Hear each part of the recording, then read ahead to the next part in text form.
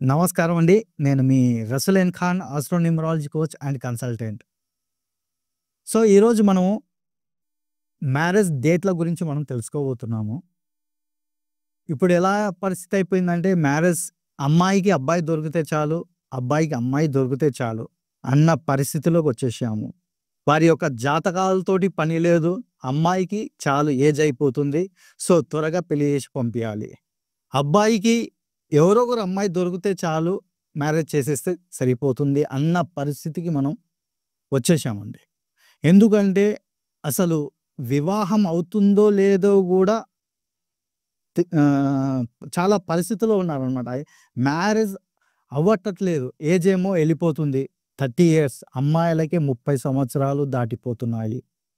కాబట్టి ఈ మ్యారేజ్ ఎవరికో ఇచ్చేద్దాం. లేకపోతే అట్‌లీస్ట్ వాళ్ళు ఎవరినో ఒకరిని తీసుకొనొచ్చి ఫలానా వ్యక్తిని నేను ప్రేమిస్తున్నాను అన్నా గూడా పెళ్లి చేసి పంపించేద్దాం అన్న స్థితిలోకి రావడం జరుగుతుంది. ఓకే. అది వారి వారి యొక్క వ్యక్తిత్వానికి సంబంధించింది, వ్యక్తిగతానికి సంబంధించింది.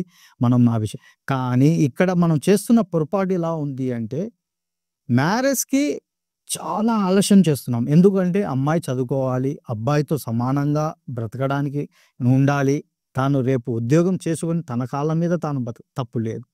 ఈ విషయంలో ఎటువంటి కానీ అది ఎంత లేట్ చేస్తున్నామో మ్యారేజ్ గూడా అంతే లేట్ అవుతుందన్న విషయాలని మనం మర్చిపోతున్నాం.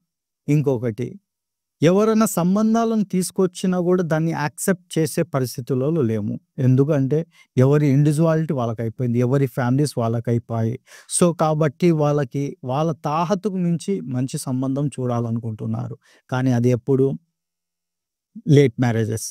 సో, పోనీ ఏదో కష్టపడి అబ్బాయిని మనం తీసుకొచ్చి అబ్బాయికి అమ్మాయి కావచ్చు, అమ్మాయికి అబ్బాయి కావచ్చు. ఏదో తొందరపడి ఏదో మ్యారేజ్ చేసేస్తున్నాము. అలాగని వాళ్ళ లైఫ్ హ్యాపీగా వెళ్తుందా? అలాగా గూడా వెళ్ళట్లేదు. రీజన్స్ ఇక్కడనే మనం గుర్తుపెట్టుకోవాలి. రీజన్ మ్యారేజ్‌లో మనం ముహూర్తాలనేది సరిగ్గా చూడకపోవడం ఒకటి పెద్ద మిస్టేక్. ముహూర్తాలు చూసినా గూడా వాటిని రైట్ వేలో పాటించకపోవడం ఇంకొక తప్పు.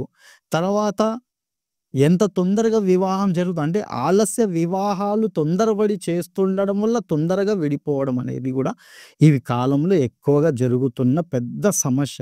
ప్రతి పేరెంట్స్‌కి ఇది కామన్ ప్రాబ్లమ్ అయిపోయింది మ్యారేజ్. అంటే వాళ్ళ యొక్క చదువుల గురించి గూడా ఆలోచించట్లేదు. ఎన్ని లక్షలైనా పెట్టి చదువులకు పంపిస్తున్నారు, అబ్రాడ్స్‌కి పంపిస్తున్నారు, హైర్ స్టడీ కొరకు కానీ వివాహానికి వచ్చేసరికి వాళ్ళకి ఎలా అయిపోయిందంటే పెద్ద కొండ తల మీద పెట్టుకున్న పరిస్థితి అనేది ఏర్పడుతుంది. ఇది అందరికీ తెలిసిన విషయమే. ఇప్పుడు పెద్ద ఎగ్జామ్స్, పేరెంట్స్‌కి ఎగ్జామ్స్. ఈ మ్యారేజ్ అనేదే పెద్ద సమస్యగా మారిపోతుంది.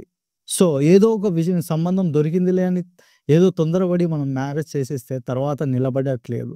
Reason marriage date. వాళ్ళ కంఫర్టబిలిటీ.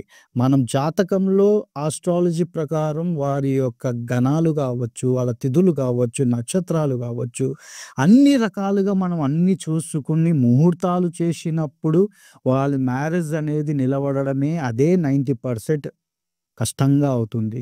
అలాంటివి ఎటువంటి ముహూర్తాలు మనం చూసుకోకుండగా ఏదో అమ్మాయి దొరికింది, అబ్బాయి దొరికాడు మ్యారేజ్ చేస్తే అలాంటివి ఎంతవరకు నిలబడుతున్నాయి అంటే దీనికి టోటల్‌గా రివర్స్. 10% మ్యారేజెస్ నిలబడితే రిమైనింగ్ 90% ఆఫ్ మ్యారేజెస్ డైవర్స్ కేస్‌లకే ఎళ్ళిపోతున్నాయి. ఇప్పుడు కోర్ట్‌లలో చూసుకుంటే ప్రతిరోజు ఏదో ఒక డైవర్స్ కేస్ రావడమే అయిపోతుంది. ఇమ్మీడియేట్‌గా ఇప్పుడు డైవర్స్ వితిన్ 3 మంత్స్, 6 మంత్స్‌లో కల్లా క్లియర్ చేసేసుకోవడం మళ్ళీ వేరే వాళ్ళని. ఇవే జరుగుతున్నాయి. అంటే బికాస్ ఆఫ్ ఇక్కడ నేను ఎండ్ ఆఫ్ ది టైమ్ చెప్పేదేందంటే అంటే ప్రీవియస్‌లో మీరు ముహూర్తాలు చూసారు గదా! అలాంటివి ఎంతవరకు నిలబడ్డాయి అంటే నేను దానికి గూడా కారణం చెప్తాను. ఎందుకంటే ముహూర్తాలు ఎవరు చూసి సంబంధాలు ఎవరు చూసి మ్యారేజ్ చేసేవాళ్ళో వాళ్ళే మధ్యవర్తిగా ఉండి హ్యాండిల్ చేసేవాళ్ళు. ఇప్పుడు ఆ సమస్య పెళ్లిళ్లు తూతూ మంత్రంగా చేసేస్తున్నారు. విడాకులు కూడా తూతూ మంత్రంగా ఇమ్మీడియేట్‌గా అయిపోతున్నాయన్నమాట. సో, మ్యారేజ్ డేట్ అనేది ఎంత ఇంపార్టెంటో డేటు, మంత్, ఇయర్ విధి సంఖ్య అనేది గూడా చాలా ఇంపార్టెంట్. అంటే డెస్టినీ నంబర్ అంటాము. వారి యొక్క డేట్ ఆఫ్ బర్త్ ఏదున్నా కూడా డే టు మంత్, ఇయర్ కంఫర్టబుల్‌గా వాళ్ళకి యొక్క అనుకూలంగా లేకపోతే మాత్రం చాలా ప్రాబ్లమ్స్ వస్తాయి. కాబట్టి న్యూమరాలజీ ఎప్పుడైనా ఏది చెప్తుందంటే వారి యొక్క కంఫర్టబుల్ డేట్ అంటే వారి యొక్క తేదీ, తర్వాత దినము, తర్వాత డే టు మంత్, ఇయర్ కలిపితే వచ్చేది ఇంపార్టెంట్.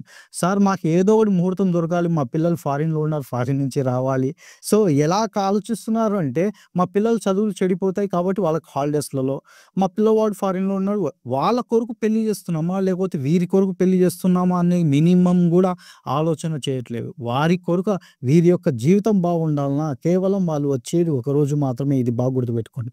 వాళ్ళు మ్యారేజ్ చూడడానికి ఒకరోజు మాత్రమే వస్తారు. చూసినా, చూడకున్నా ఏమీ ప్రాబ్లమ్ లేదు. కానీ ఇక్కడ జీవితాంతం వీళ్ళు బతకాల్సింది వీళ్ళిద్దరు. వీళ్ళిద్దరి గురించి ఆలోచన మానేసి ఎవరో కొరకు నా కొడుకు ఫారిన్‌లో ఉన్నాడు. నా అత్తమ్మ ఫారిన్‌లో ఉంది. లేకపోతే నా పిల్లల యొక్క చదువులు దెబ్బతింటాయి. కాబట్టి వాళ్ళకిచ్చే హాలిడేస్‌లో పెట్టుకోండి పెళ్ళిళ్ళు. సో, ఏదో ఒకటి దొరికింది. ఇంకా చివరి ఇప్పుడు వస్తున్న సమస్య, పెద్ద సమస్య అందరికీ మండపాలు దొరకట్లేదు. సార్ మీరంతా బాగానే చెప్పారు. మీరు డేట్లు ఇస్తున్నారు. కానీ మాకు మండపాలు దొరకట్లేదు. ఎందుకు దొరకవండి?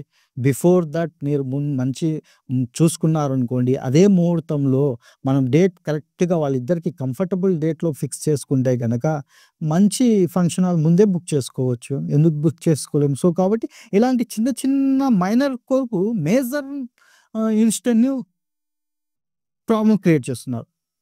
ఎవరో హాలిడేస్ కొరకు, ఎవరో ఫారిన్ నుంచి రావడం కొరకు, ఎవరో అంటే ఆఫ్‌కోర్స్ వాళ్ళ రిలేటివ్సే, మీ రిలేటివ్సే ఆఫ్‌కోర్స్ కావచ్చు. కానీ ఇక్కడ జీవితాంతం బతకాల్సింది వీళ్ళు. వీళ్ళ కొరకు వీరి కంఫర్ట్ ఉన్న డేట్‌లలో మాత్రమే మ్యారేజ్ చేయడానికి దయచేసి ట్రై చేయండి. వారు కంఫర్టబుల్ ఉన్న డెస్టినీ నంబర్ అంటే day to month, year total చేస్తే వచ్చేది అది చాలా ఇంపార్టెంట్.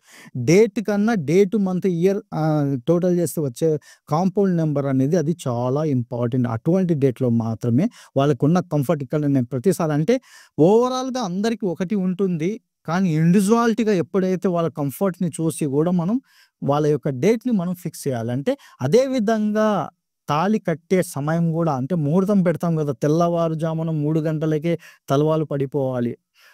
ఆస్ట్రాలజీ‌లో అదే విధంగా న్యూమరాలజీలో గూడా వాళ్ళ యొక్క టైమింగ్స్ అనేది సెట్ చేయడం అనేది జరుగుతుంది. అది బోత్ ఆస్ట్రాలజీ న్యూమరాలజీ కంబైన్డ్ చేసుకొని అంటే ఆస్ట్రాలజీ ప్రకారం ఏ జాతకంలో ఎప్పుడు ఏ లగ్నంలో వాళ్ళ యొక్క ఆహ్, త తలవాలు పడాలి అని అనుకుంటామో అదే విధంగా న్యూమరాలజీ ప్రకారము వారి యొక్క డేట్, కంఫర్ట్ డేట్, డెస్టినీ నంబర్‌తో పాటు టైమింగ్స్ గూడా కంఫర్ట్‌గా ఉన్నాయా లేవా అని చూసుకొని మ్యారేజ్ సెట్ చేసుకోగలిగితే అట్‌లీస్ట్ నేను 100% అయితే నేను చెప్పను గానీ అట్‌లీస్ట్ ఒక 50-70% అయినా వాళ్ళ లైఫ్ అనేది హ్యాపీగా ఉంటుందనేది నేను ఈ సందర్భం చెప్పుకుంటున్నా. అదే విధంగా మనం చూసుకున్నట్లయితే డెస్టినీ నంబర్ అంటే డేట్, మంత్, ఇయర్ వచ్చితే ఏ డేట్‌లో అయినా కూడా పుట్టని.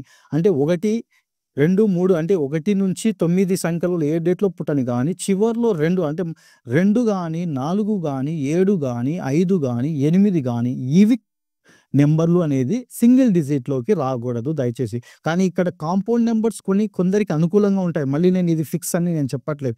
ఇది కేవలం మాత్రం ఒక ప్రొసీజర్ మాత్రమే. కానీ ఇండివిడ్యువాలిటీ వచ్చేసరికి ఇది మారిపోతుంది. వారి యొక్క డేట్ ఆఫ్ బర్త్‌ని బట్టి, వారి యొక్క పొంతనని బట్టి ఈ డేట్‌లన్నీ మారిపోతాయి. కొందరికి 5 నంబర్ షూట్ కావచ్చు, డెస్టినీ నంబర్‌లు కొందరికి 7 షూట్ కావచ్చు. అది అనుకూలత అనేది మారిపోతుంది. కానీ మాక్సిమమ్‌గా అయితే ఈ నంబర్‌లు కాంపౌండ్ నంబర్‌లు లేకుండా మాత్రం చూసుకోండి.